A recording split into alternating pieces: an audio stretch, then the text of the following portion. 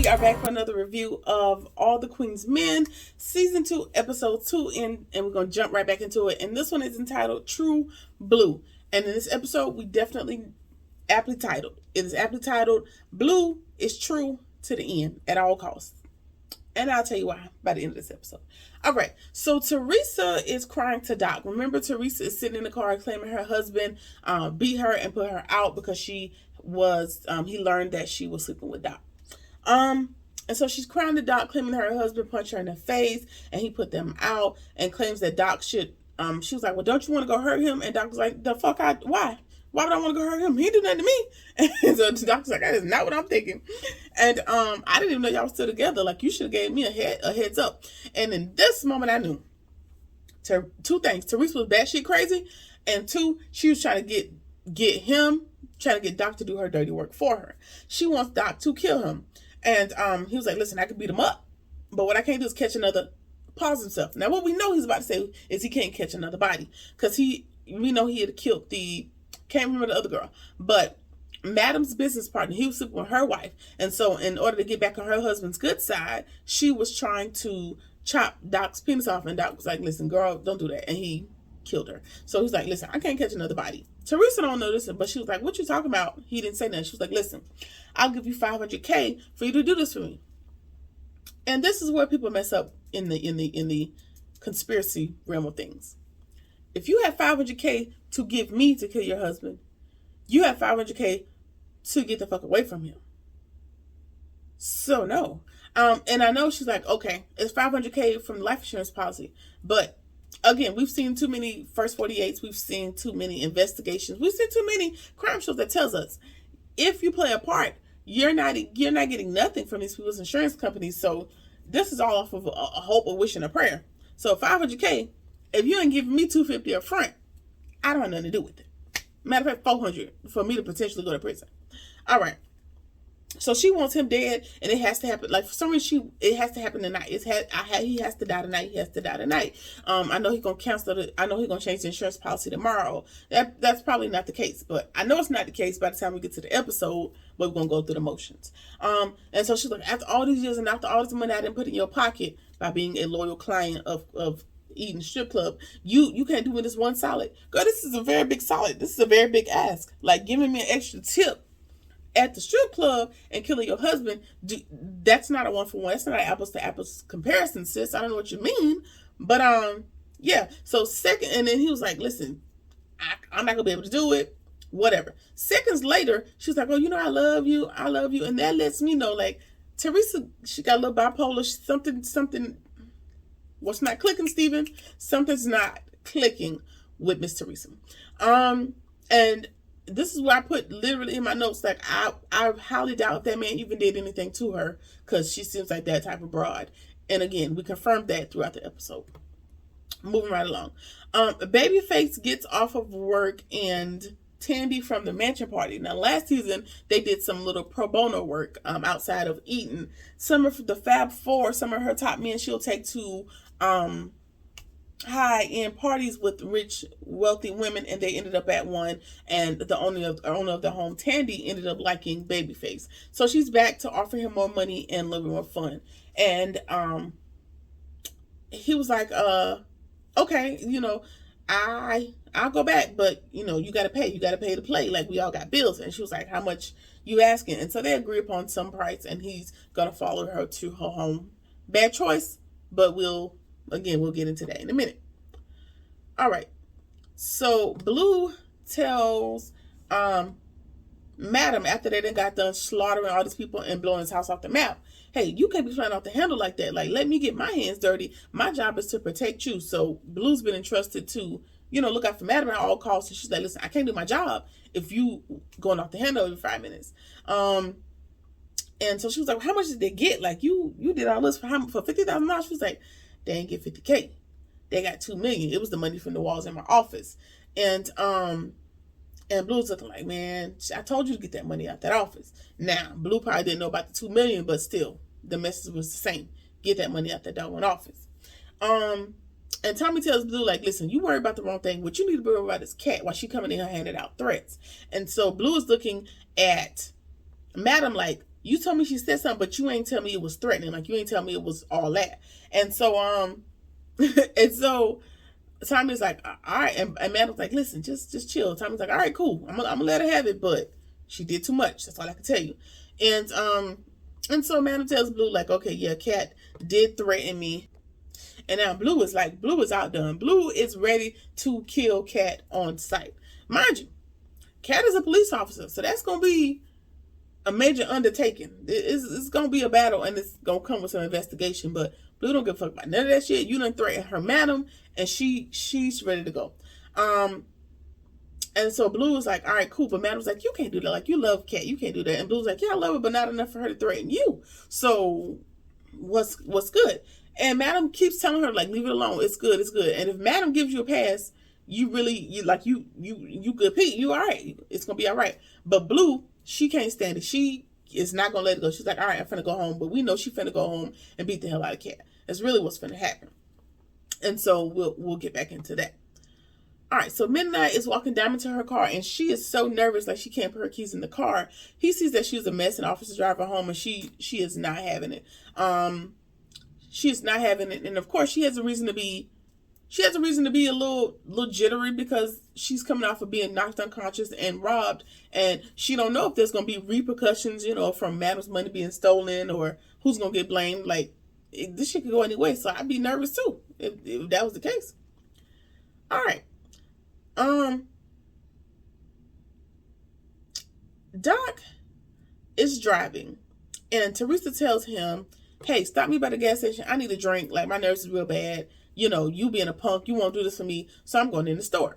So she grabs his wallet, all his money, his cash, and everything. She goes in the store. He hands her money, and she was like, and it wasn't enough. And I guess she just took it for herself to help herself to his whole wallet. And Doc sees the cashier locking the store up, like this is it for the night. It's time. I'm finna go home. And Doc's like, hey, excuse me, where's the lady that went there? And he's like, listen, she went out the back door, so I don't have nothing to do with that. And so he's calling Teresa, and she ain't answering her phone. She has escaped, and she has his wallet and everything else. And he is left there with the baby.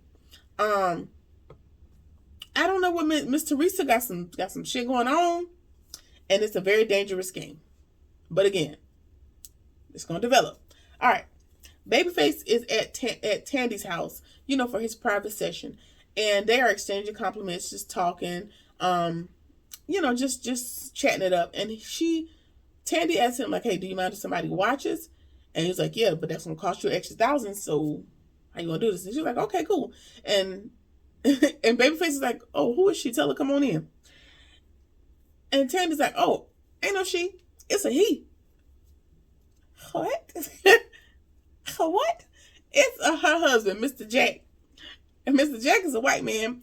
And he looking like, oh, you here to bone my wife? And he's like, yeah. Like, he don't know what to make of it. He's like, oh, okay. He sits in this little recliner chair, and he is enjoying the show, honey.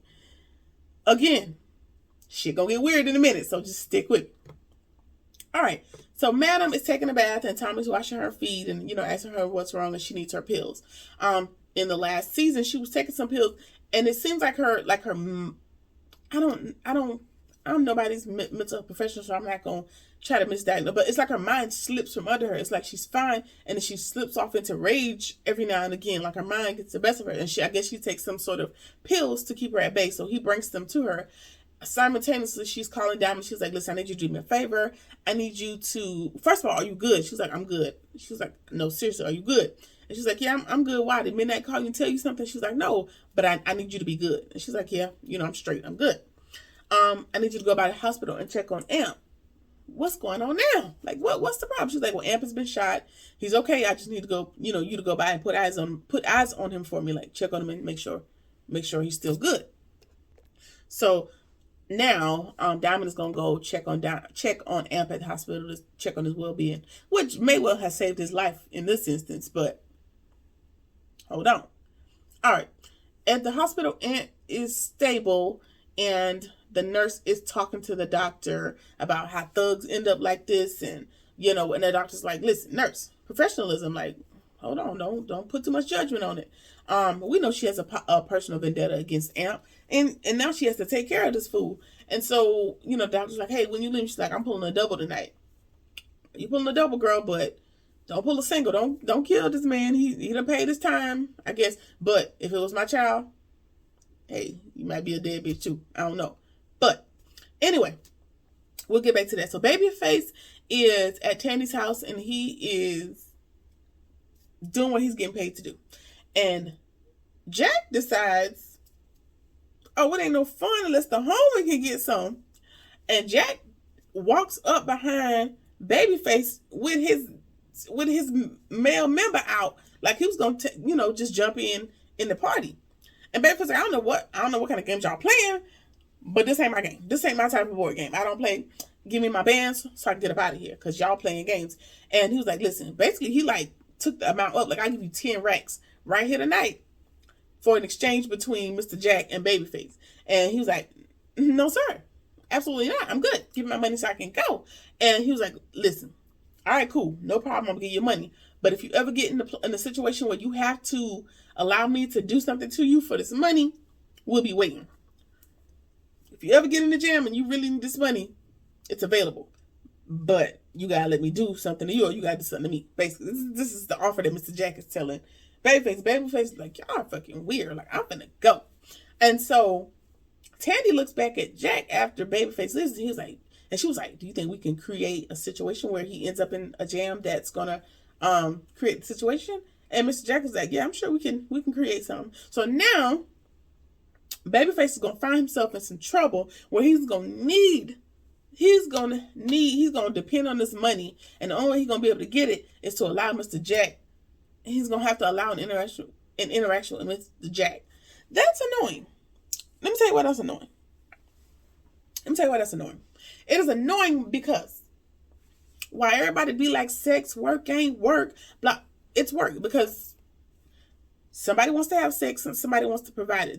There's a consensual exchange, right, of services.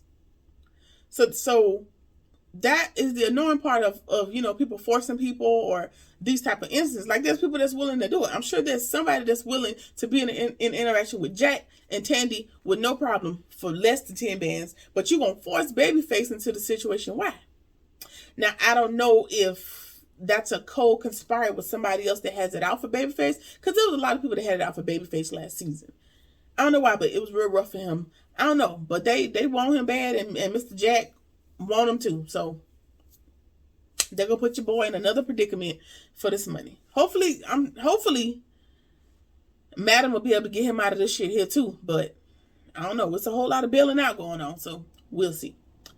All right. So, the Bachelorette lady has followed Fuego home. She insists on going inside. They talking, they chit-chatting, whatever.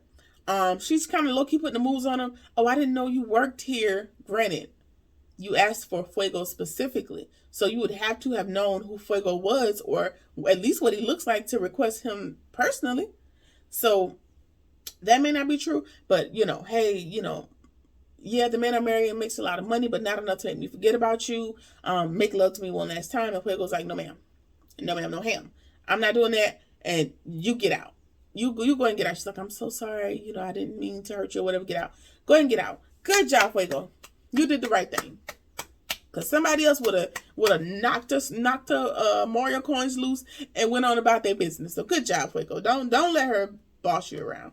Don't let her do you like that. All right. Midnight is knocking the $200 girl down again. Met the girl that night, knocked her down at the club, back there in the locker room or whatever. That's cool. But then he brings her back to his house and knocks her down again.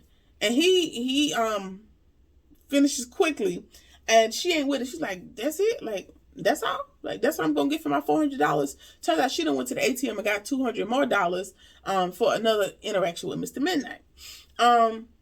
And he's like, listen, the lady I live with, she's going to be here soon. Like, you got to get out. I don't know if he really listens to anybody. He probably just said that so she can hurry up and go.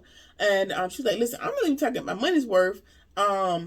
So you're going to have to drag me out. And he literally drags her out and pushes her out the door. And now that's probably going to be another potential issue that's going to keep coming back, because you done brought this lady to your house. Good job, Midnight. Midnight's a little special. He a little slowly too. But yeah. So at the same time, Doc walks in with the baby, and he tells Midnight about everything that happened with Teresa. And he asks Midnight to babysit this baby because he don't know what the hell to do with the baby. And Midnight appears to have a lot of nieces, nephews, and kids themselves. So you know what to do more than I know what to do. So I need to go find Teresa, watch this baby. And in that conversation, Mr. Midnight's like, "Oh, I'll just call her," because he tells him everything about that night, what she said about her husband, the $500K offer, and Midnight jokes around and says, "Hey, I'll do it." And Doc's like, "Listen, don't get in that. Do not get in that." She was like, "I'll just call her." And Doc's like, "Well, how you got her number?" He's like, "Just being around in certain circles, I just happen to have it." All right, so Doc leaves to go find Teresa or whatever he's going to do. And Midnight calls Teresa and tells her, "Hey, your baby is here. And I heard you got an offer on the table to have something handled for you for your husband. I'll do it for you." So you inserted yourself into something that has shit to do with you for a promised $500,000. Just keep that in mind, Mr. Midnight. You put yourself in whatever the situation is. You put yourself in it trying to get money. All right, cool. We'll go with it. Okay. So the Bachelorette, no, I talked about her. I don't want to talk about him. Teresa shows up at Midnight's house, and she still needs her husband dead tonight. Like, for whatever reason, she is emphasizing tonight. And she claims she's going to change the policy tomorrow, so he has to die tonight. So Midnight's like, "Okay, stay here with this baby. I'll be back in a little bit. I'm about to go handle that real quick." So he going to say, "Text me the address." Again, y'all don't watch enough crime shows for me, because why would you have a digital paper trail by way of her texting you the address? And then they're going to ping your phone, going to this lady's house and coming back. Obviously, you're going to be the murderer. Stupido. But, again, Midnight is all muscle and no fucking brain. So, sure, whatever. Okay. We are at the hospital, and Diamond is on her way to see Amp. Now, the mama, I'm going to just call her mama for now. So the mama of the girl that died in the car crash with Amp, she's his nurse. And she has a syringe full of something. And she's about to put it in Amp's IV. But then Diamond walks in, so she hides it. And she was like, "Do you know what happened to him?" The mama nurse is asking Diamond, like, "Hey, do you know what happened to him?" She was like, "No." She's like, "Okay, well, visiting hours are over till tomorrow, so you need to go." Basically trying to get her out of there so she can finish Amp off. And the receptionist, Diamond's like, "No, the receptionist told me I could be here. I don't mean no harm, but I'm not leaving." And so, they're just in there chopping it up, and the mama's looking at Diamond, and she's like, "You are so pretty. You are very pretty, and you look a lot like my daughter. My daughter's deceased," and Diamond's handing out her condolences, and she tells her, yeah, and then she just goes on and spills her whole tea to the girl. She was like, "Listen, my daughter was in a car accident with a man, and they were fighting. He was high, on drugs and alcohol, and she wanted to break up with him. And he sped up the car on purpose and ran into oncoming traffic on her side of the car, basically attempting to kill her." And so, and we also learned in this moment that her mom was on the phone. Mama nurse was on the phone with her when the crash happened, like during this whole encounter. And she was like, she was so scared. She was so scared. She was like, "Well, what would you do if someone did that to your child?" And Diamond says, "Easy. I'd kill him." So that's pretty much all the confirmation that Mama Nurse needed. Like, yeah, I'm taking this nigga up out of here. Like, you deliberately killed my daughter while you were under drugs and alcohol, and while you've already paid your price to in jail, while you've already paid your price to the justice system. I don't feel justified, so I'm gonna kill him. That's what I'm thinking. Mama's thinking, like, she's gonna take him up out of here.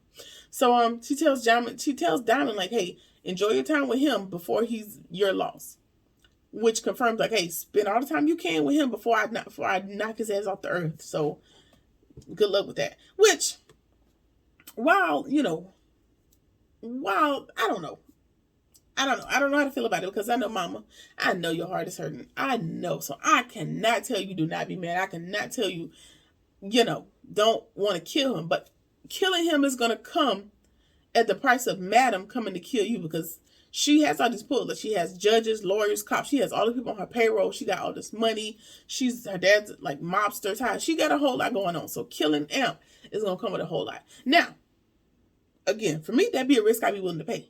Hell, I probably take him and me out at the same time, but I'm gonna get you. But Amp also, came to apologize, and he's been doing all these things to clear his conscience and clear up his karma and make amends, and he's done his time in jail. So is that enough? I can't say it is or ain't, because I haven't been in the situation. What I will tell you is I ain't got that much forgiveness in my heart, though. I ain't got it. You kill mine, I'm gonna fuck around and kill your whole family. So, hey, do with that what you will. All right, so, okay, moving right along. Teresa's husband is at the house, and he's talking to his homeboy, and he's looking at a video. He is outdone. He is looking like, I never knew, like, she would do something like that. She's crazy. I am sitting here looking at her. So he has cameras in the house, and you see a video of Teresa. Literally, she is taking a line out of a thin line between love and hate. This fool done put her head in the refrigerator door, and she is slamming the refrigerator door on her own head, which means all those bruises that she claimed her husband gave her, she did herself. So again, she just wants this man killed. She don't want him. But I guess she don't want nobody to have him, so she's trying to get him assassinated. And so her friend is like, listen, I told you that girl was crazy. I told you she was a gold digger. When you married the motherfucker, like, get out that house. You see the video, which means she's setting you up. If it ain't, with the cops, it's somebody else. Like, get out of there. He was like, listen, I'll talk to her tomorrow. Like, and the friend's like, listen, I'm about to come by now. I was like, listen, don't come. I'll figure it out tomorrow or whatever. He hangs on the phone, and it's too late. Doc is already there. He's like, oh, so you like to put your hand on women? Gun to head. So, hopefully, I really hope, because, I don't know. I don't want him to die. He didn't do nothing. He didn't do nothing to nobody. So, I feel like he should just blurt out, like, look at the tape. And then he can look at the tape of Teresa slamming her own damn head in the door. And then you can realize, this bitch is crazy. And then you won't have to die. But, you're startled, and you ain't gonna think that fast on your feet. So, I don't know. We'll see what happens. Okay, now we're going to round out episode 2 with the showdown between Blue and Kat. Blue shows up to Kat's, I'm sure it's Kat's house, and she is so happy to see her. Like, you're out of jail. How did you get out? Oh, madam got me out. Blue is real cold. She's like, girl, get out for me. How'd you get out, madam? I told you madam was going to get me out. Like, you just needed to give her time. I had faith in her. Yeah, and then she decides, play along so I can do what I need to do. Go get me a drink. All right, I'm gonna get you a drink. In the meantime, Blue knows that Kat keeps a gun in her couch. She's a cop, and they have these type of measures in place. So she empties the clip, put the clips under the couch, puts the gun back, and she was like, yeah, and she admits to Blue, like, yeah, I did go to see her. I was upset. I said some stuff I shouldn't have. Blah blah blah. I really didn't mean it. And Blue was like, well, what did you say? And she's like, listen, I said some stuff. I was upset. Like, I said some stuff I shouldn't have said. And Blue's like, what did you say?